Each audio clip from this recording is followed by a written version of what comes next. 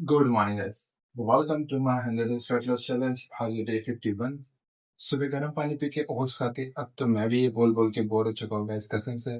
मैं समझ सकता हूँ आप भी बोर हो रही है, पर मेरे पास और कुछ ऑप्शन नहीं, खाना तो यही है। तो निकला फिर जिम। जिम जाके आज तक बैक डे, तो बैक के लिए सबसे पहले एक्सरसाइज मैंने ली लेग पुल डाउन के 2 सेट। आज जो मैंने लेग पुल डाउन परफॉर्म किया और बेल्ट पेन की किया, क्योंकि लोअर बैक में जरा भी पेन नहीं होना चाहिए guys. Precaution is better than cure।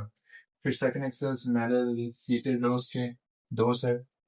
और फिर थर्ड एक्सरसाइज मैंने स्मिथ मशीन स्ट्रक्स के 2 सेट मार के बैक वर्कआउट कर दिया खत्म। उसके बाद गया कार्डियो पे पसीना बहा के की साइकिलिंग करने के बाद नॉर्मल पुशअप्स और सूर्य नमस्कार मारे। और उसके बाद निकला घर पे जाके एग्स खाए। आज थोड़ा नया ट्राई किया, एग्स पे थोड़ा मिर्च मसाला डाल के, थोड़ा मजा आया। और फिर बस कर दिया, डे खत्म। मिलते हैं आपको कल के वीडियो में।